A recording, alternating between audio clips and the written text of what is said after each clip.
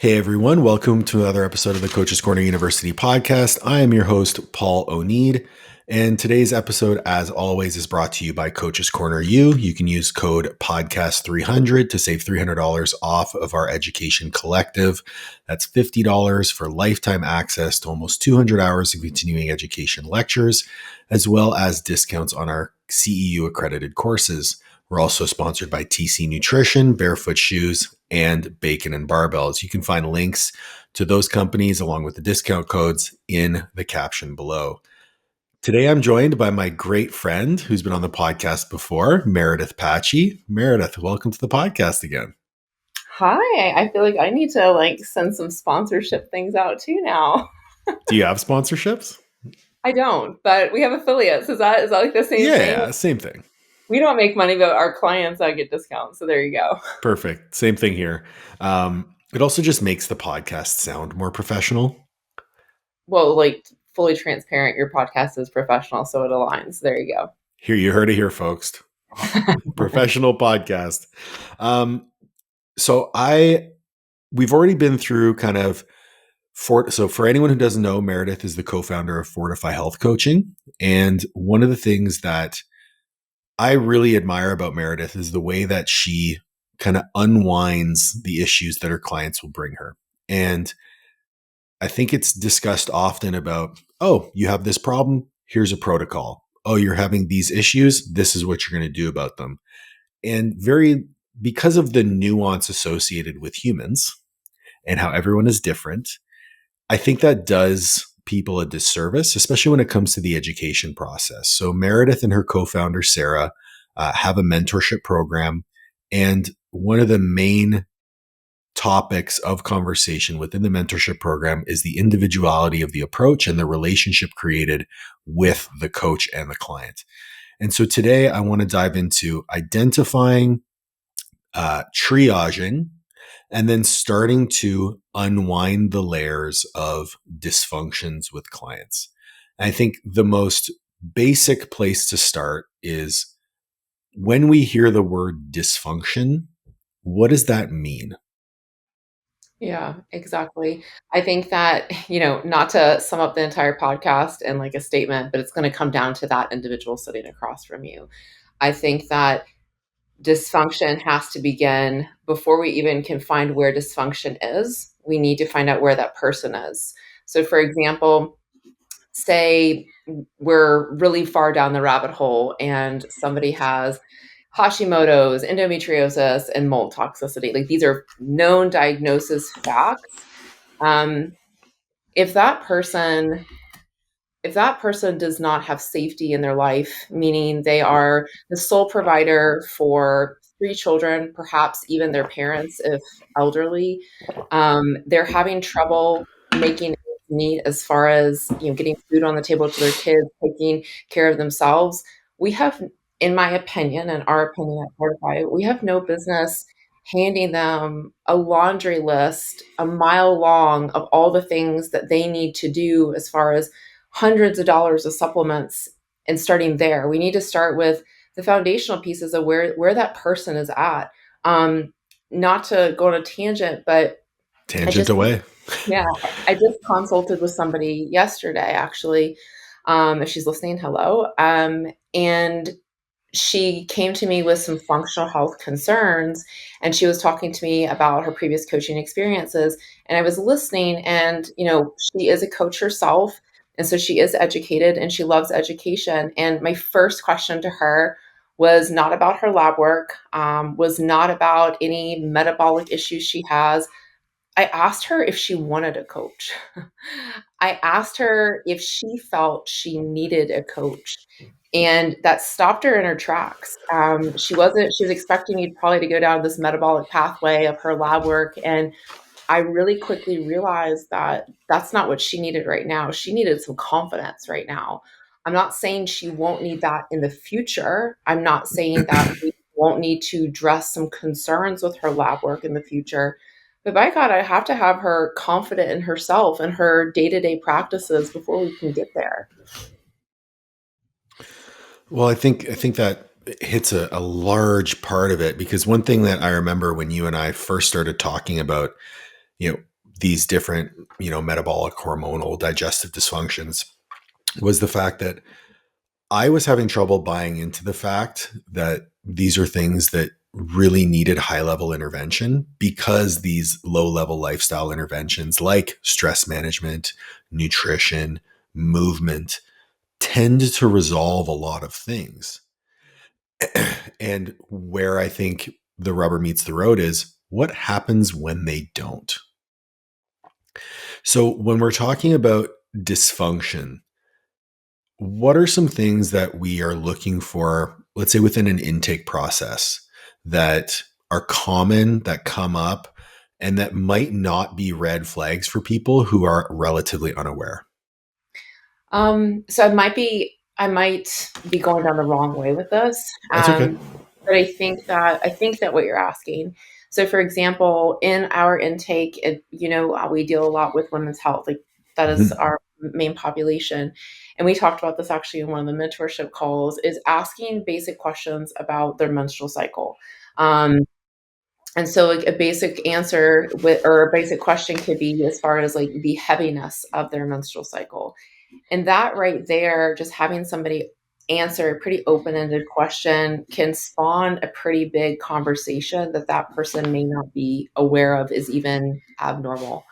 Um, so, for example, like the abnormal bleeding, we've talked heavily with regards to some females when you start to look at the words that they say and how they're answering you, you realize that, okay, wait, there could be more to this than meets the eye, and to perhaps that they're even aware, and perhaps they're normalizing some things.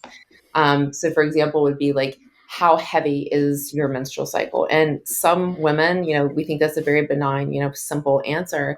But some women will actually say that a light flow for them would be if a day that they are not wearing a super tampon plus a super plaid and they're not bleeding through their clothes. And for me saying that out loud to you, like right now, you're probably like, well, that's a huge red flag. But Right. to a lot of, people that honestly thinking about themselves and thinking about their health, like it just becomes normal because women, sorry, I'm going to say women are notorious. We can figure shit out. We will figure it out and we will just keep going. Like, this is where you hear women wearing like, a super plus tampon, two pads. And that is absolutely ridiculous. But by God, they have to get to work. They have to do this and they will literally do anything to make it happen, and we're kind of thought to be like warriors of that. Now, my job is to come in and look at somebody's intake form and say, hey, like this is abnormal. And these are some questions we need to ask. And not that it needs to be DEF CON 1, or maybe it is, but I do need to bring awareness, and I do need to bring awareness to that person on what is available to them and what questions we need to ask. And that's where the triage happens. That's where we start to think, hey, listen, do we have our foundations in order? I mean, if someone's having profuse abnormal bleeding and they're also, drinking, 10 to 12 drinks a week, okay, so one, we need to make sure their provider is aware of the abnormal bleeding, but then two, we need to look at those day-to-day foundations before pummeling them with tons of supplements and look at that I'm going to say low hanging fruit and say, what do we need to do about that? But then also the other triage is looking at, is that alcohol reduction truly a low hanging fruit to that person? What does Ooh. alcohol and the community and that look like for that person? That may be a very high level thing to which, I don't know, that's how they decompress at the end of the day. That's the only way they feel like they can, survive to get to the next day. Like things like that. That is where your triaging, kind of the hierarchy comes down. It's really interesting that you noted. I asked a question about what are some things that are red flags that might go unnoticed by the coach. But it's interesting that you went the direction of what goes unnoticed by the client as well. Yeah, Because fair. you said, well, this might be normal for that person. I think in a lot of instances, especially when it comes to intimate conversations around sexual health, those conversations don't happen. So while it might be normal to that person, it's far from normal. So they might not even realize that it's a problem. And this is where the education of the coach comes in The other direction that you took it that I absolutely loved, and it's what I think makes what you guys do so special, is you look at what this low hanging intervention is in terms of alcohol was the example, but you also looked at the secondary and tertiary implications of that intervention. If I take away this person's alcohol, well, now they have no coping strategies. How do I go about either facilitating a referral to someone who can help them with their coping strategies? Or how do I implement certain behaviors or tactics or strategies that can facilitate better coping? If I'm not doing that and I take away their current coping strategy, now I've just increased stress. Mhm. So this is where, like, I always joke about my grandmother. She's like 93 years old and smokes a couple cigarettes a week, but she smokes them in social settings. So her example is, well, I'm smoking it to relax, and the relaxation to her outweighs the carcinogens in the cigarette. It's like, maybe, who knows? But and then we have to weigh these factors, the pros, the cons, the trade-offs, whenever we're having conversations with clients. So you mentioned, menstrual cycle disruptions. What about on the digestive side? This is one that you guys focus on a lot, as digestive health as a pillar for, or as a foundation for the other things that we can build upon. What are some things that you look for in terms of digestive health with your clients? So I want to pause just for Yeah, one second, like finish off something that you had said. sure. And you may have to remind me about the digestive health thing Okay. because maybe I have like grandma level of memory. But the last thing I would want to put as far as like maybe a period to the end of your thought would be going back to that coach questions. We're just going to dance around here. Is then the coach, once presenting that information to the client, in this case, you use the example of your grandmother, we also have to understand that it is your grandmother's choice. Um, Yes. and I think that for Sarah and I, when we are doing our mentorships, that's probably the hardest point to get because that's kind of like the period at the end of the sentence. Is that once our job truly is to facilitate information and to facilitate options and support, but it is ultimately up to the client once presented with said information. And it is also the job of the coach to present the information at the readiness of the client. Mm, Saying, hey, this is where you are at right now. Again, those levels of readiness. This is where you're at. This is what I suggest is your step. This is a triage of their step one, which will then follow a step two. But we have, as coaches, we have to understand it is it's client's choice. And I do think that because like yourself with the coaches at MAP and us at Fortify, that can probably be a really hard line for us because we do care so much about our clients. And it's a conversation you and I have quite often when we can see, for example, that although socially and filling up that social and community bucket for your grandmother, we also can see that shit that is not serving you. And mm, when it comes down to the client, we want to make sure that they know that these choices, we want them to align with our goals and we want them to understand that although perhaps they are not seeing a downward trend of their actions now, we want them to see that future. And we don't want to be fear based in that. We do want to be knowledge based, education based, but we never want to be in that position where a client's like, well, I didn't know this, or nobody told me this. And again, we can only do so much and say so much, but that's also part of it. And that's a hard line as a coach to say, hey, you know what, ultimately it's your choice. The last thing I'll say on that is when it does get to that point with a client, and say the client, in this case, your grandmother, I feel so bad talking about your grandmother. she's fine. She doesn't speak English. Okay, great, we're good. She won't be listening. That's great. We just won't tell any of your family. So say that we present with her, all the negative ramifications with regards to smoking and the fact it's actually shortening her social butterfly time, or could be possibly. We have to be okay that she says, okay, but I'm going to continue. And then where does that stand as far as you as the coach, and you, Mm-hmm. how are you going to support them going forward? And that's again where these, I personally find, and you find, and we've talked many times, the difference between a conversation and confrontation. And it is very much, in at least mine and Sarah's opinion, that you can respectfully agree to disagree, and you can also go professionally separate directions. That's okay. Like this is how relationships work. And I Absolutely. think as long as you're honest, like no harm, no foul. Yeah, I think when you're presented with the fact that as a coach, your goal is to provide as much information as you can to the client to allow them to make the best decision for them, we get away from this narrative that coaches prescribe things to their clients. I'm not in the habit of prescribing things to my clients. I'm in the habit of giving them information so that they can make educated decisions, because it's in that autonomy that the magic of coaching happens.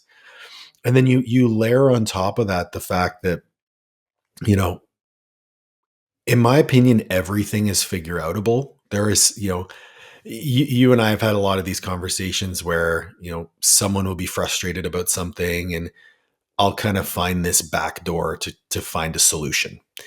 And that comes down to my philosophy on challenging beliefs and not challenging values. Like, I'm going to challenge the hell out of your beliefs, especially if I wholeheartedly feel that your beliefs are limiting your ability to progress. But if you tell me that something is of value to you and your core values are being challenged by a decision that you are going to make, we're going to find another solution. But at Yeah. the end of the day, if you tell us, like, if we know that X thing is causing A issue and you're unwilling to do anything about X, well, I'm not going to take your money. Right. And Exactly. I listen, we could talk about the ethics of coaching probably for an entire podcast, but I think as ethical coaches, we have to put that client's values first. And that may mean that we're not able to work with that client. The sad part is there's probably going to be a coach that's going to take that person's money. And I think that that's where that conversation has. I know I've had to have those tough conversations where I have said exactly that to the client, that you, this is my red line, because there also has to be a line for us with regards to our values and our, our belief systems. And when that gets pushed into the corner, like, who are we as leaders, right? But I do think that this is still on topic with regards to, this is all part of that triage, because this is, Absolutely. communication is the triage, and being open and willing to find all the pivots and solutions. I think that where we probably can, venture from here would be, is that there does come a time when you're triaging and pivoting so much that you're going in circles, to Mm-hmm. which then we have to have these big conversations with clients and say, hey, listen, we've talked about where you are versus where we need you to be from a health standpoint, so you can feel how you want to feel and live that life of robust abundance that you are seeking. But we're going to have to now make some changes, and changes are going to be tough, because it's like driving a new way. Like, how many times do you just go on default and make a left where you should have made a right? um, but there does come a time where you're just running in circles. We've had that conversation before about, like, are we being empathetic or are we enabling? Yeah. And that's a really tough line to cross, because at some point you will have to draw the line.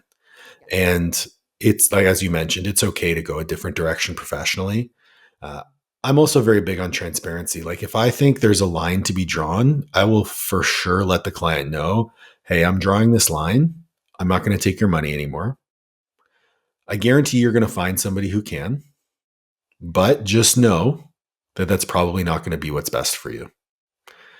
And you let them make the choice for themselves. Absolutely.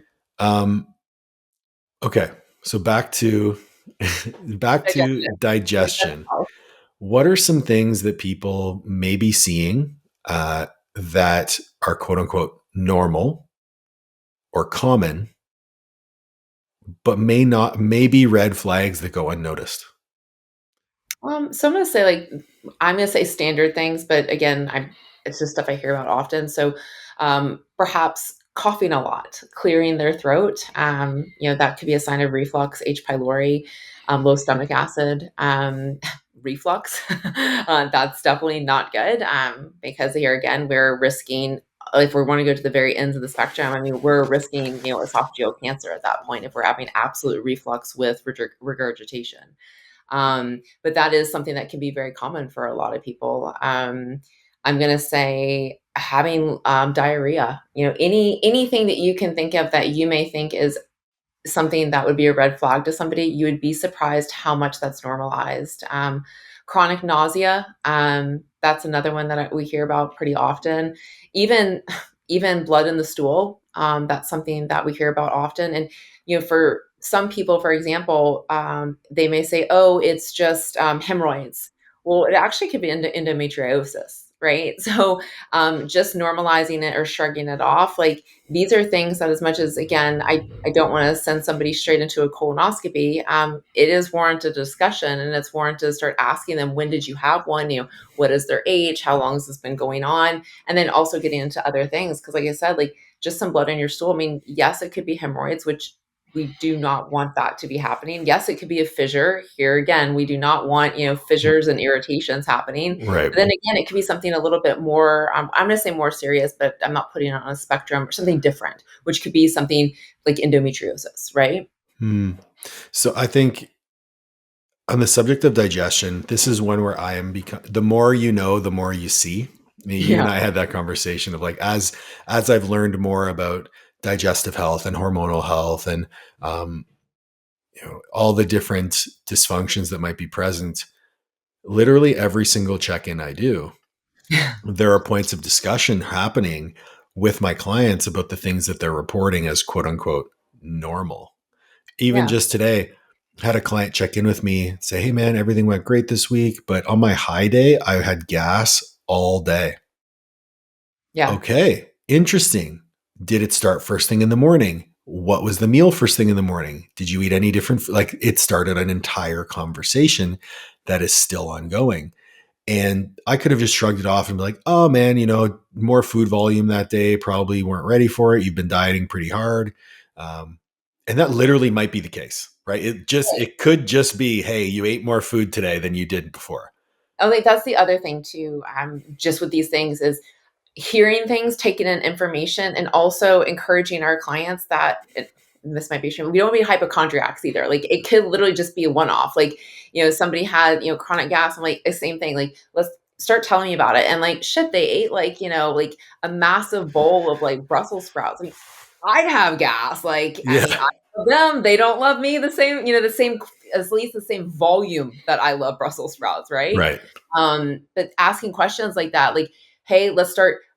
I think that where this could go is bringing awareness to the client of, hey, let's get curious about this. Yes. Not let's get, concerned until we need to get concerned. And then it's like, hey, bro, this is like every single week. We need to figure this out. Absolutely. I see it, Liv and I did a Q&A a couple of days ago and um, we were talking about veggies, like eating enough vegetables. And one of the things that I see all the time is my bigger guys hate eating vegetables. So they'll pound all their veggies in a single meal. It's like, Yeah. "Oh yeah, you just eat 400 grams of broccoli in one meal. Cool, man. No shit why your stomach hurts, right?" Um, but it opens up a conversation. And so keeping a running tally of, "Hey, I might want to talk about this. I might want to talk about this." Keeping detailed notes on your clients Mhm. in terms of the things that they're commonly complaining of, the things that they're reporting as being normal but aren't necessarily normal. Tracking trends can be incredibly beneficial. "Hey, about a week before your menstrual cycle, every week, every month, you report reflux." Yeah. Okay, what's going on here? Yeah. It's oh man, I had a thought and it just left. It'll come back to me. But I think that you really nailed it as far as like seeing the trend of the client and having them get curious about it. Oh, I know where I was going. I remember it was like a while ago. I think we had first met and we actually had the conversation with veggies. And I think this comes down to the question of actually asking your client questions and never assuming anything.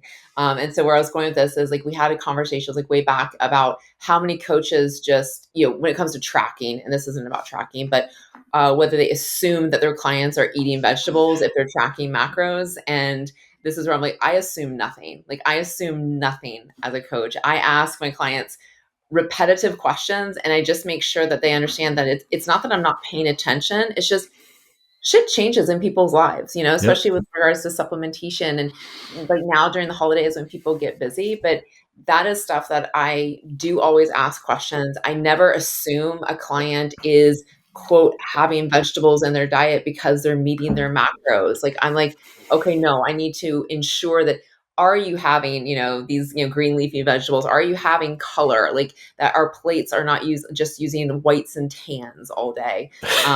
But again, not assuming. I think that's another layer as far as like that triage theme Hmm. with whenever you do hear, symptoms that are, changing, asking them, has anything changed? If they are taking supplementation, has anything changed or has anything fallen off just because they got busy and they didn't place that, Amazon or full script order. Things like small things like that can really make all the difference in the world. Yeah, I totally agree. I think some of my clients might be getting annoyed with me, the amount of discussion that I'm asking them. They're just not used to the amount of discussion that I'm wanting to have with them. And it's just pretty funny. Um, so we're talking about dysfunction. We're talking about the idea of triage.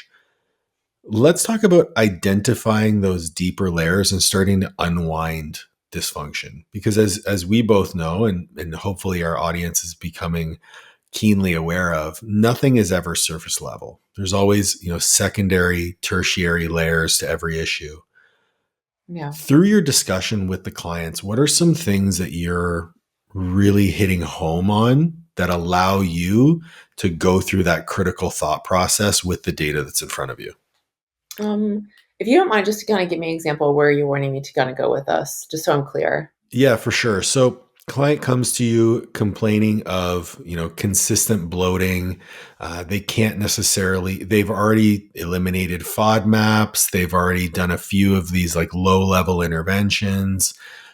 Where do you go first? And then how do you kind of, like, I know probably first you're gonna be like, okay, let's do a stomach acid test because it's free and you can do it first thing in the morning. And then you're going to go, what's the next step, the next step, the next step?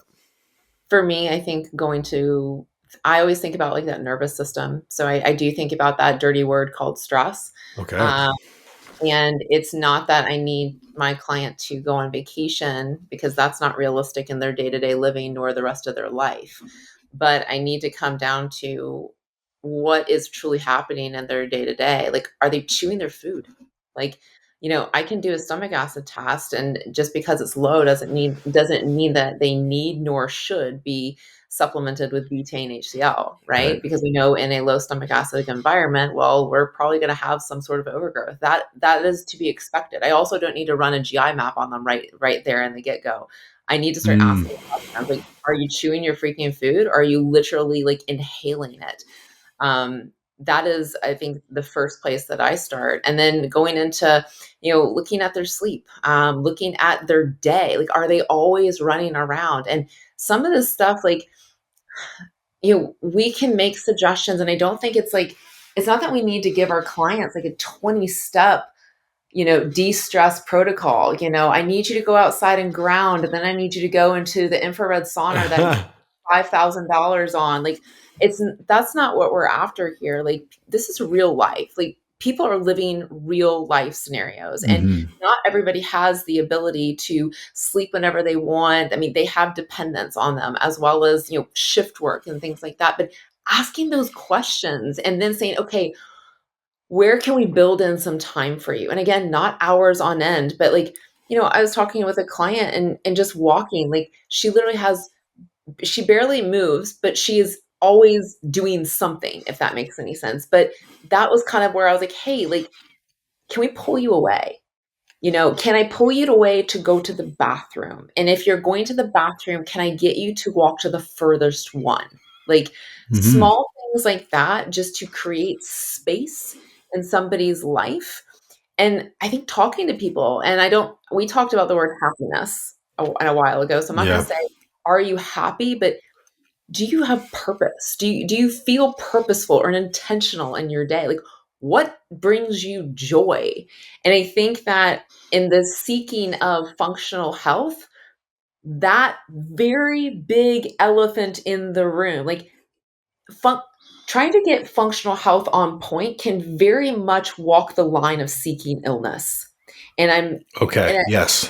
I don't mean that in a negative way because I don't want someone to have a parasite. That ain't fun. Been there, done that. But at the same respect, if we look hard enough and keep looking, we will always find something. So, where is that line? And what are we really after here? And coming back to how someone feels in their day to day, do they feel love?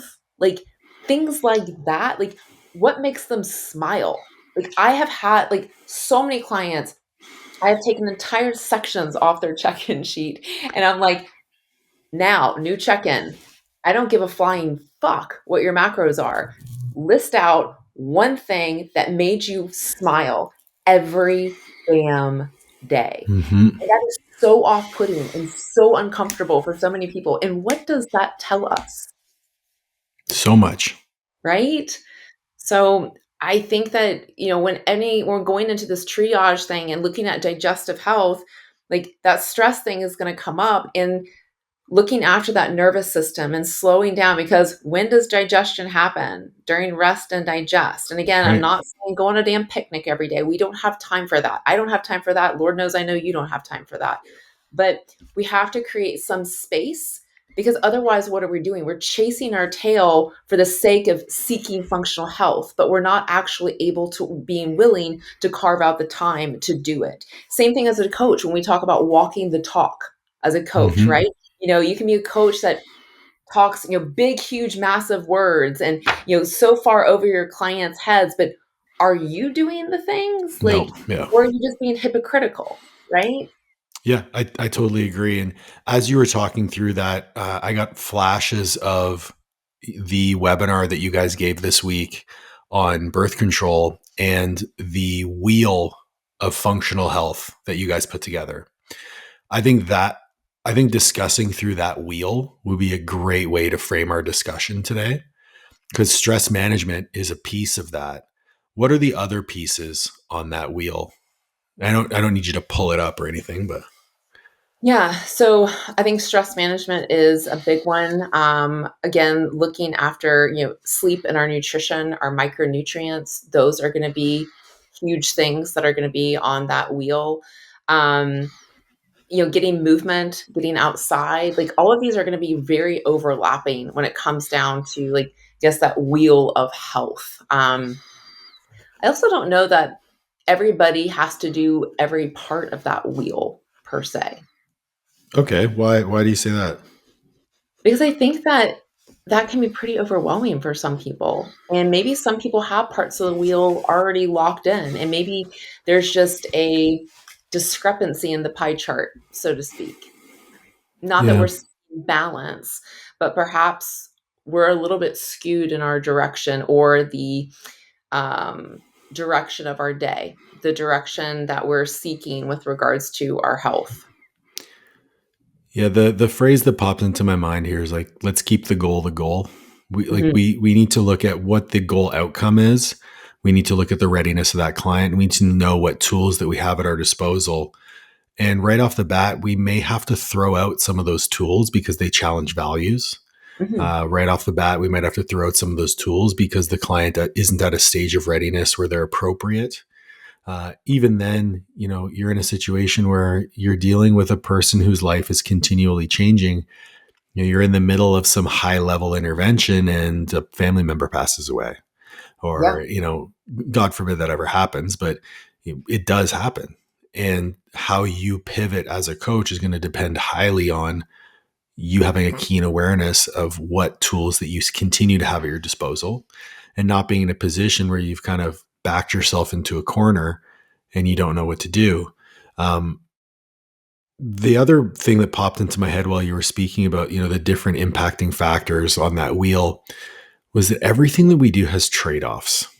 Mhm. And you talk about movement. It's like, yeah, movement is essential for foundational health. But too much movement can also be a stressor, Yeah. right? Too much food or too little food can be a stressor. Yeah. Too little stress can also be an issue, right? You're not enough stimulus for change. When you're looking at, when you're looking at that client, you have to look at the whole person and everything that they're doing.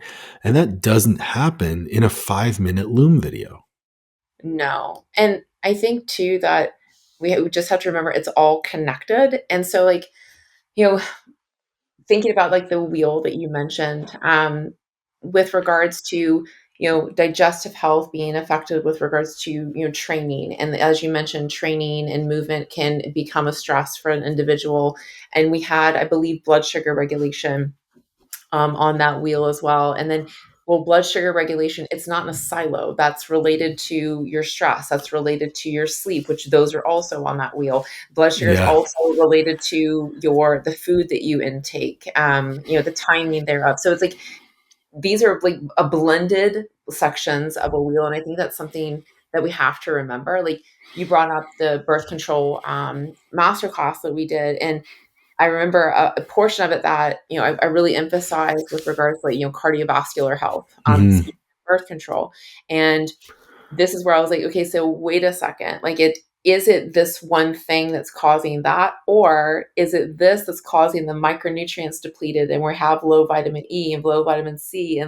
And now we're talking about that's impacts with regards to cardiovascular health. And so like this is where I truly think functional coaching shines because it's not the thing. It's Hmm. how all the things interact and how you can see like it's like that meme. I don't know if you've ever seen on Instagram where it's like I think it's Julia Roberts and she's like, and it's like all this like science like stuff that's happening around her. And that's how I kind of think about looking at functional health is it's not this one thing that's doing it. It's not just the sleep. It's not sleep on the wheel. It's the fact that somebody is not sleeping well and they're not sleeping well that's affecting their blood sugar and not sleeping well affecting their blood sugar that's now affecting inflammation that could be affecting their digestive health. And then but wait a second, why aren't they sleeping well? Okay, shit, we got to back it up again even further. This person's not sleeping well because oh man, they're going through perimenopause and their progesterone is really low and that's going to be affecting gout. Like it kind of you have to unpack and like start putting these things together. And all this to say, is it as simple as triaging it backwards and saying that for everybody across the board, this is the triage order? And then Hmm. once you back it up to this triage order for every person across the earth, this is what you start with.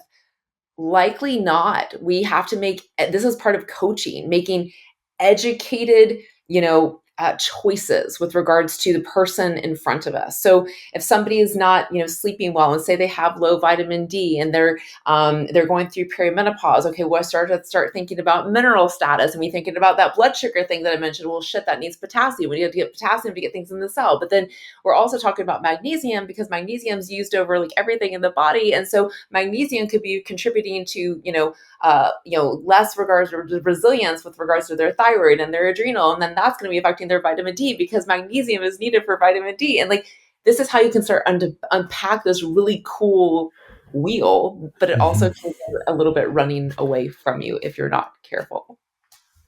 I love that I can just like tee up these questions and just like sit back, chill out, let you just debunk myth after myth. Like, and these are the conversations that I feel so privileged to have with people like yourself who have like unique ways of looking at it. Because I think the narrative online of like quick hit education preaches that if you're having trouble with sleep, this is what you do to affect sleep. Yeah. But the way that you explained it of, okay, well, maybe there are other things leading to like, why is our sleep affected? We're not trying to band-aid the situation. We're Yeah. trying to actually affect the thing that matters. Yeah. Like And go ahead. No, go ahead. So it's like, say somebody that perimenopause client is having trouble sleeping. Do I just throw them some Vitex and like hope for the best? Like, no, Right. like that's not it either. I think it's, again, like using your experience, again, talking with your clients, like is Vitex the answer or is referring them for some hormonal therapy? Like where do their values align? What are their belief systems? Well, shit, now we have to have a conversation about that. Um, it's really cool. And I think this is what clients appreciate.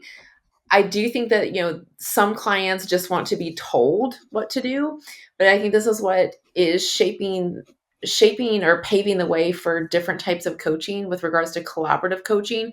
Collaborative coaching means we are still leaders, but it's still any kind of collaboration, you have to have a leader, right? Like you have to have, it's like Jocko Wilkins, like with their books, like they collaborated with their team, and in order to be amazing leaders, that's what made them so good, is the Yeah. fact that they gave confidence to their team, and they built confidence in that human being, that those people are the guys that are boots on the ground and know what the F they're doing. Like, I think that's what makes really good functional health coaches, is helping your clients have the confidence to see and hear you being thoughtful and intentional, and that it's not just, oh shit, your progesterone's low. Yeah, take some Vitex or Progon B.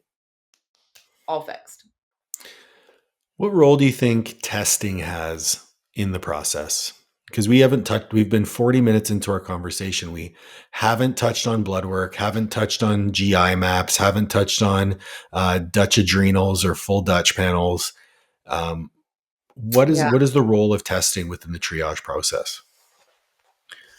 So I'm going to say huge, but not first. Okay. And it depends. So that's 3 different answers for one question. Which I know you're going to go into detail about. So I'm just going to sit back and I'm going to let you do your thing. So I do believe overall that testing holds a strong place for any human being with regards to empowering them to seeing what's under the hood. If we don't look, we don't know. And in this case, I do not think ignorance is bliss. Right. That being said, going back to readiness, I again believe in presenting to the client, because you will have some clients that come in and that's what they seek. They say, I want to run this test, to which I never would want a coach to say no until they open up a dialogue of why and where that person is with their journey. Okay.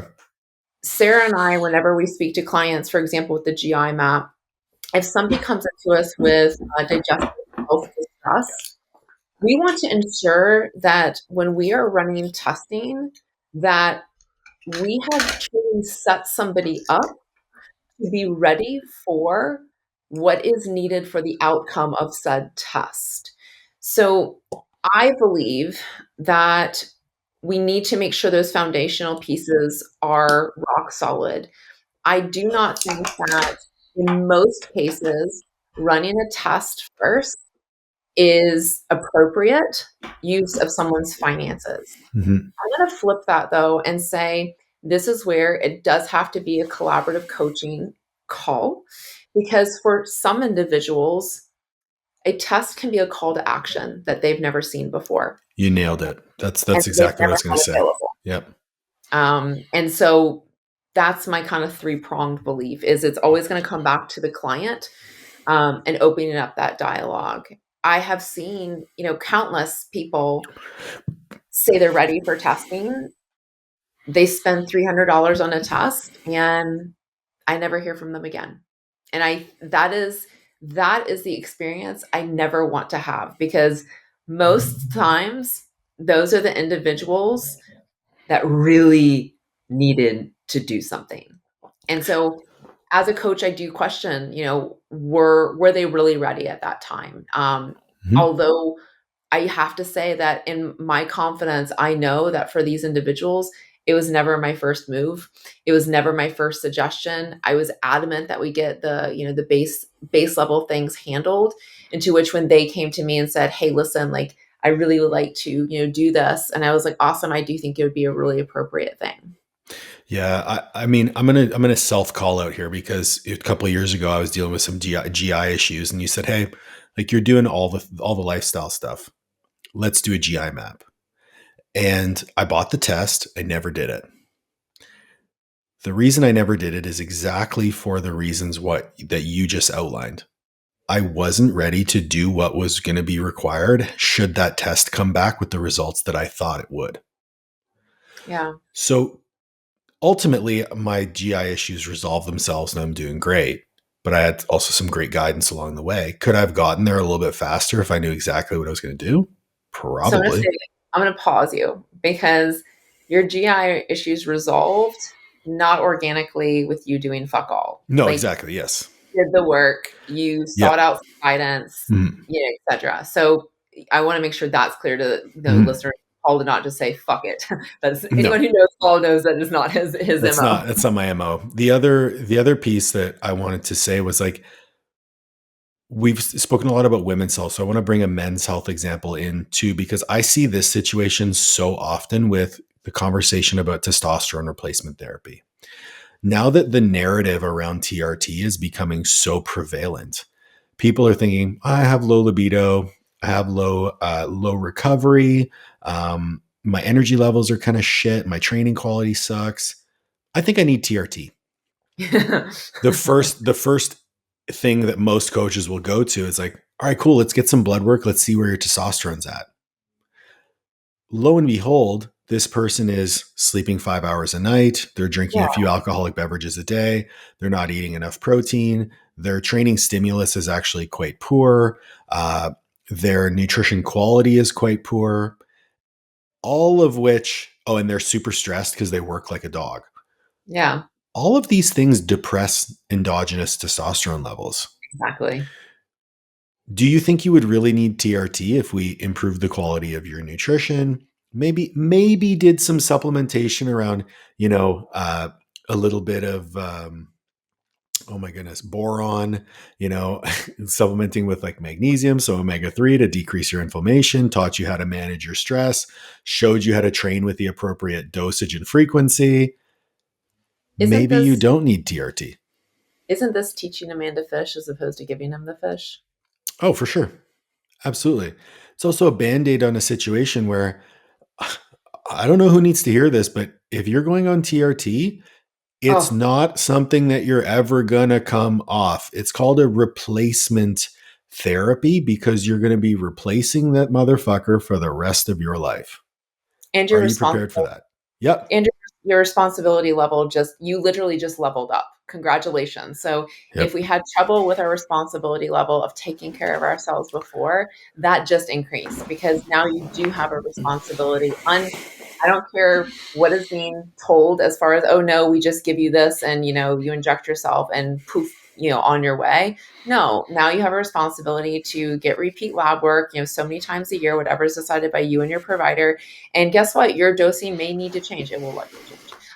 But you have to be on top of that and how it's affecting your body. And by all means, if your lipids start getting skewed because you haven't changed your habits and lifestyle, adding more testosterone is not going to make it better. Newsflash. You mentioned a few times in our conversation, and I want to make sure that we touch on it before our time is up. You said working with your provider. I know this Yeah. is something that you do very hands on. Talk to me a little bit about the role the coach plays in that relationship between client and medical provider. Yeah, absolutely. So for Sarah and I, something I mentioned, and I'll just say it now to kick us off, is we like to deliver our clients like a beautiful package tied in a bow to the provider.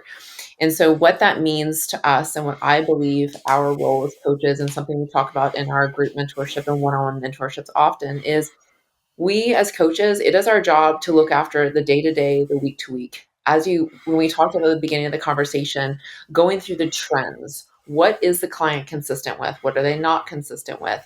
Bringing that to their attention. And so when the client goes to a provider appointment, they are able to communicate with their provider what is and what is not happening consistently. They're also able to like positive things as well as any symptoms that they have. They're also able to communicate any concerns that they have, which brings them to the appointment, as well as it helps them communicate the outcome that they are looking for with regards to the intervention of having Mm, a provider on board. The other part of this too is by having an informed client who is self-aware of what has and has not been happening, whether this is day-to-day practices and or symptoms, they are able to present this information to the provider, and thus it's now going to help the provider.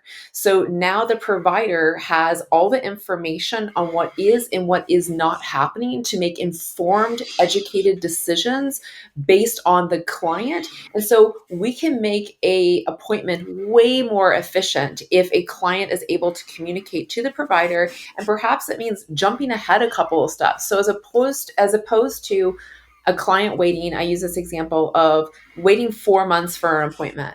They go to the appointment, they're asked basic questions, and then they're booked for blood work, and then they're supposed to come back in 6 months. So now we've, waited 6, 7, 8, 9, almost a year, and we haven't had our concerns addressed. When Hmm. we can deliver a client to an appointment, we can communicate with the provider, hey, my client has been eating a whatever Mediterranean based diet, fiber is equated, they're getting, you're consistent with our daily steps, et cetera, et cetera. And so the provider understands what's happening. I'll use a different example to kind of help this a little bit better.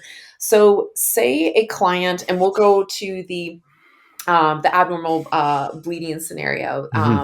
with regards to fissures or whatnot. So we can talk to the client or talk to the provider and say, hey, listen, this is something that I've picked up on almost like a monthly time base, that this client is having blood in their stool, and it has now been almost once a month. And this client hasn't said anything about it, but it's something I've taken note of in my notes, and it is concerning to me. Their fiber is equated, their water is equated. However, there is a couple other things I've noticed.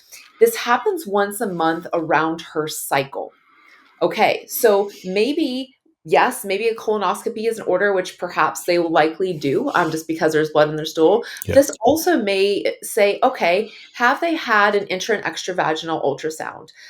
When have they had their last gynecological visit? On the flip side, so say same situation, but say we now have a person who's having 10 to 12 alcoholic beverages a week. It's important, I believe, and Sarah believes, that they communicate that with to the provider. We don't want to be jumping ahead steps when we haven't perhaps stepped back to some pretty profound interventions that may impact that client's health. So perhaps this person doesn't need to, jump to medication. Maybe we need to reduce their alcohol consumption. Maybe we shouldn't be jumping onto hormone therapy if we're having all of these alcoholic beverages, which is going to affect, again, their overall health. So that communication, we believe, is pivotal to ensure the health of our client, and so that they can make good decisions going forward with their provider. Something that you said that you've done in the past, which I thought was a bit novel at the time, but makes total sense, was you've even been present in these appointments. Yes, that's something that both Sarah and I, we offer for our clients. So whenever they have a provider appointments, we're a team. We're a team, and my clients don't have to have me present. However, I do want them to know that I will be present if it is okay with them. I do have them ask their provider. I've been present at genetic appointments with regards to looking at their risk for breast cancer. Like, I have been at every type of appointment. And what's really cool is all of the providers that I have ever been present for are very appreciative, because 9 chances out of 10, anyone who's ever been to a medical appointment, myself included, it's about you. You get overwhelmed. And it's sometimes nice. You and I have actually talked about this, Paul. It's Hmm. really nice to fall back on somebody that you know has your best interest at heart. Absolutely. And when you're in a medical appointment and you're, talking about, like, whether it's TRT for a male, or, HRT, or hormone therapy for a female, when you start getting asked a bunch of questions that maybe you don't know the ins and the outs of, it's really nice to look over to somebody that knows you probably better than yourself, knows Hmm. your family. They literally hang on every line that you write in your check in. Look over that person and be like, am I doing that? Like, what does that even mean? And that person say, hey, you know what? They're doing that every single week. Or, you know what? This is actually something they've reported, and it's been ongoing for about 3 months now, and it's been progressive. And normally Hmm. a client will be like, oh, was it that frequent? And I'm like, yeah, that's why we're here. Yeah.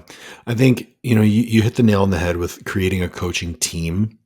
And we've essentially, our entire conversation today has been framed around the relationship that you form with the client and acting as an advocate for them in situations where they might not believe they even need one, or they might not even believe that they deserve one. Yeah. Right. This is a situation I see very often where you I see it more so in like the coach to coach side of my business, where I'm mentoring someone who is having issues. They don't necessarily know what those issues are. Turns out that they are the cause of and solution to all the issues that they're running into, but they've never had someone hold up that mirror for them. And Mhm. holding up that mirror in a place where it's not like, hey, you're fucking up. It's No. holding that mirror up to a place where it's like, hey, we have so much control here and you don't even know. Yeah, absolutely. I I can truthfully say I think that there may be some coaches in the space that are resistant to creating a partnership or a team, with regards to their providers. But I know that you can speak to this, and I can. Whenever it comes down to collaborating, there is nothing that says community like collaboration, and Mm-hmm. my god, how good does it feel when you as an individual feel like you're, like, hugged, like, with a blanket of community? Like, in a day and age of everything that is so digital, a lot of people would think that, this virtual connection is so distant, but I've actually found it quite the opposite. I feel like it has allowed us to connect even so much more, depending on how we use it, of course. But in these cases, with regards to providers and being a team with our clients, it really allows us to help them feel taken care of. And it also, the other thing is beyond that, I think it brings a level of confidence and, excitement to the client that they have a say and in their health, Mm-hmm. if that makes any sense. Well, I think that plays very well into what you said before about getting overwhelmed at these appointments. The number of times I've spoken to a client after a medical appointment and they say, "Oh, I just didn't know what to say. I couldn't get a word in edgewise. They had me in and out of the office so quickly." And that's unfortunately the nature of healthcare. Whether you're in Canada or the US, these limitations exist where our healthcare systems are overwhelmed. And if we can bring something to the table with regards to equipping the client with all the information that they need to give to the provider and say, here is me in a file, tell Mhm. me exactly what needs to happen. I've even seen it like, so I go into a medical appointment and it's almost like the provider doesn't trust what I'm saying because it's me. Yep. But if I was to bring them something that my coach prepared for me, well, now I have the corroboration of another party, someone who is in a position of authority with expertise to now say, no, no, this guy's doing everything he's supposed to. He's not causing his own problems. There's something else going on under the hood. We need blood work. This is the blood work route we should run. What do you think about that? That's a whole other discussion that can be had. And that's opened up simply by being prepared, being open to that collaboration. I think it's worth the question here of like, have you ever had providers make suggestions that you like vehemently disagreed with? Yes. How did you handle that? Um, Number 1, I always respect other professionals, because it's my belief that they took an oath to do no harm, and they likely did not. I've said this to you before, they likely didn't waste, a decade of their life, missing events to do harm or to ignore people. Right. We also have to remember that people are human, and some people have bad days or, days that they're a little bit too quick to read something. We've all been there. Hmm. And so how I've chosen to do it is communicate with my client and let my client know that, number 1, I will never step over the toes of a provider's recommendation. I understand my scope of practice. However, it is also up to me as their coach, looking out for their best interest, to do my due diligence in providing them with the education that I have spent time to learn. in my professional and personal experience. So I have provided clients with documentation and said, this is what, I found, whether it was a study or, whatnot. And then I let my client know, I said, you need to make what a choice is best for you. And I said, please, by all means, take this to your provider and talk about it with your provider and see what your provider says. And then ultimately you need to make, a choice that's best for you. That's how I kind of handle things. Mayor, I've really enjoyed this conversation, and it actually ended up being a lot more than I anticipated because your mind works in a way that I don't think many other people's do, and you come to this situation with a great deal of empathy and care.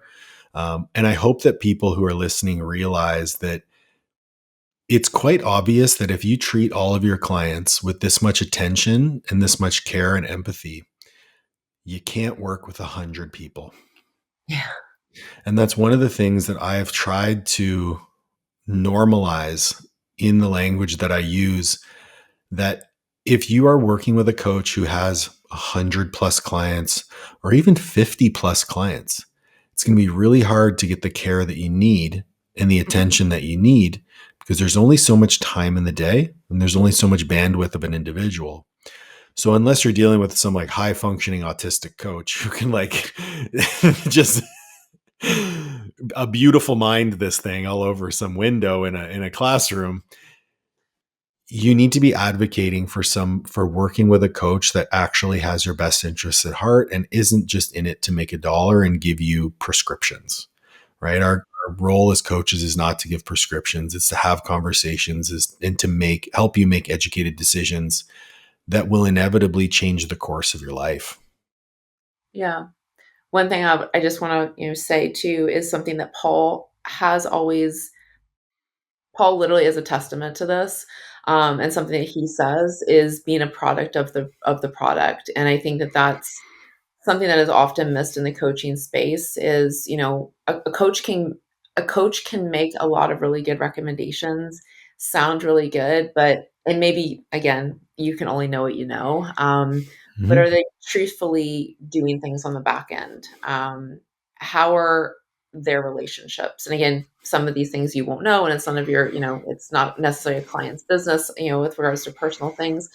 But I do think that we as humans can have a pretty good intuition Mm-hmm. about things and about people, or at least I think myself and Paul does. And I think that's something just to think about too. One thing I'll say, and it was interesting, is I had a consultation once with somebody, and I told them my ability with regards to onboarding, and it kind of surprised them. And I said, well, I'm not onboarding any more clients right now, and it's not that I can't handle more clients, it's that right now I shouldn't. Mm-hmm. It's not from a shouldn't of my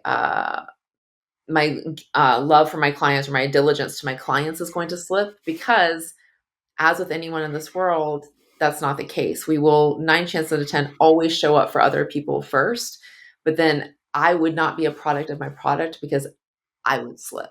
And Yep. that's not something that I can do. And that's one thing that with working with Paul, anybody who's ever worked with Paul on a mentorship role, that is something he is adamant about. So I wanted to just put that out as a very big, Shameless plug. very Shameless plug.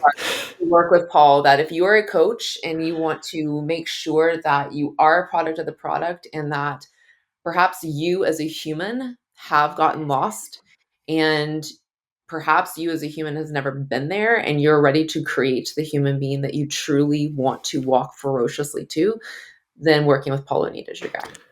That means a lot, Mary. Thank you very much. And I mean, everything that you said can be turned right back towards you and the way that, Fortify and your mentorship program and yourself and Sarah operate.